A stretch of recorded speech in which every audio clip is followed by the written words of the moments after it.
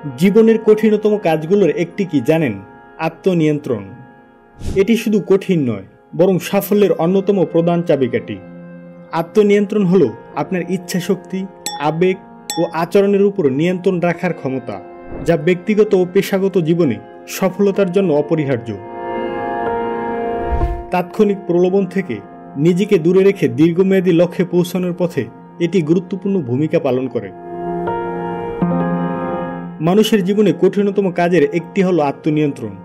যদিও সাফল্যের অন্যতম প্রধান হাতিয়ার এটি, ব্যর্থদের কাছে অধরা, আর সফলদের জন্য বহু চর্চা লালিত ও অর্জিত একটি গুণ।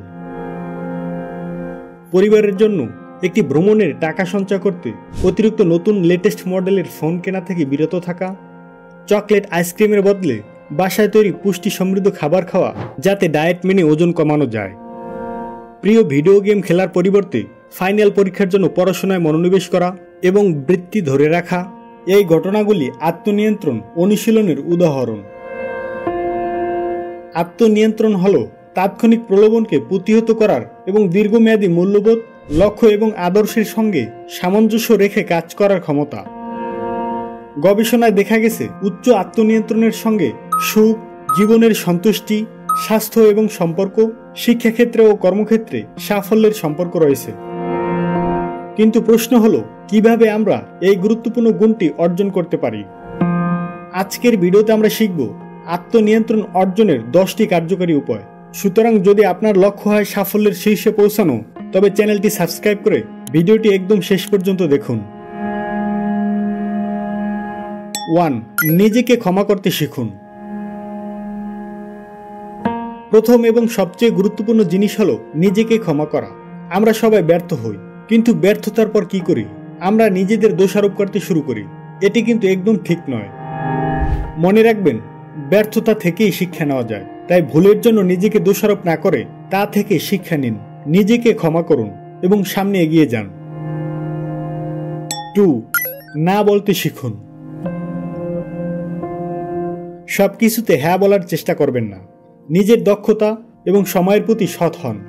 অনেক সময় না বলা আপনাকে হ্যাঁ বলার চেয়ে ভালো ফলাফল এনে দিতে পারে। এটি শুধু একটি দক্ষতা নয়, বরং একটি ক্ষমতা। 3. সর্বশ্রেষ্ঠ হওয়ার চাপ নয়। নিজের সেরাটা দিন, তবে সর্বশ্রেষ্ঠ হওয়ার চিন্তা করবেন না। সর্বোচ্চ উৎকর্ষ অর্জনের জন্য কাজ করুন, কিন্তু নিজের উপর অতিরিক্ত চাপ দেবেন না। মনে রাখবেন, সাফল্যের জন্য নিজের প্রতি সৎ হওয়া সবচেয়ে গুরুত্বপূর্ণ। 4. সমাধানে মনোযোগ দিন। জীবনে সমস্যা আসবেই, কিন্তু কিভাবে আপনি সমস্যাগুলো সমাধান করবেন সেটাই আসল বিষয়। সমস্যার জন্য অজুহাত দেওয়ার বদলে তার সমাধানে মনোযোগ দিন। এই মনোভাবই আপনাকে সাফল্যের পথে এগিয়ে নিয়ে যাবে। 5. যদির চিন্তা বাদ দিন। যদি এমন হতো বা যদি এমন না করতাম, এসব চিন্তা আমাদের শুধু পিছিয়ে দেয়। অতীতের ভুল থেকে শিক্ষা নিন, কিন্তু অতীতে আটকে থাকবেন না। সামনে এগিয়ে যাওয়াই সাফল্যের পথ। 6. ইতিবাচক ভাবনা চর্চা করুন। নেতিবাচক চিন্তা আমাদের মনের শক্তি কমিয়ে দেয়, তাই প্রতিদিন ইতিবাচক চিন্তা করুন।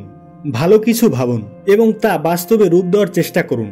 এটি আপনার আত্মবিশ্বাস বাড়াবে এবং আপনাকে সঠিক পথে এগিয়ে নিয়ে যাবে। 7. সঠিক খাওয়া দাওয়া করুন। সঠিক সময়ে সঠিক খাওয়া দাওয়া করা অত্যন্ত জরুরি। খালি পেটে কাজ করার চেষ্টা করলে আপনি ঠিকমতো মনোযোগ দিতে পারবেন না, তাই পরিমিত খাবার খাওয়ার অভ্যাস গড়ে তুলুন। 8. পর্যাপ্ত ঘুমের গুরুত্ব। ঘুম আমাদের শারীরিক এবং মানসিক স্বাস্থ্য দুইয়ের জন্যই জরুরি। রাত জেগে কাজ করার বদলে সকালে উঠে কাজ করুন, এটি আপনার দিনটি আরও কার্যকর করবে। 9. নিয়মিত ব্যায়াম করুন। ব্যায়াম আমাদের শরীরকে শক্তিশালী করে তোলে। এটি শুধু শারীরিক নয়, মানসিক শক্তিও বাড়ায়। প্রতিদিন অন্তত 20 মিনিট ব্যায়াম করার অভ্যাস গড়ে তুলুন। 10. ধ্যান বা মেডিটেশন চর্চা করুন। মেডিটেশন আমাদের ধৈর্য এবং মানসিক স্থিতি বাড়ায়। প্রতিদিন মাত্র 10 মিনিট ধ্যান করার অভ্যাস করলে আপনি নিজের মনকে নিয়ন্ত্রণ করতে পারবেন এবং সাফল্যের পথে আরও এক ধাপ এগিয়ে যাবেন। মেডিটেশনের বদলে আপনি মুসলিম হলে 5 ওয়াক্ত নামাজ পড়তে পারেন। সাফল্যের মূল মন্ত্র হলো আত্মনিয়ন্ত্রণ। এটি একটি অভ্যাস যা ধৈর্য এবং নিয়মিত চর্চার মাধ্যমে অর্জন করা সম্ভব। আজকের ভিডিওতে আলোচনা করা 10টি পদ্ধতি যদি আপনাকে সাহায্য করে তবে লাইক দিন, কমেন্ট করুন এবং শেয়ার দিন। আমাদের চ্যানেলটি সাবস্ক্রাইব করতে ভুলবেন না। আমাদের জীবনে ছোট কিছু পরিবর্তন এনে আমরা আরও সুখী হতে পারি, এ বিষয়ে আমাদের একটি ভিডিও রয়েছে। যদি আগ্রহী হন, আই বাটন বা ডিসক্রিপশন অপশনে লিংক দেওয়া আছে, সেখান থেকে দেখে নিন। আপনার প্রতিদিন হোক আরও সুন্দর ও সফল। দেখা হবে পরের ভিডিওতে। ধন্যবাদ, ভালো থাকবেন, সুস্থ থাকবেন।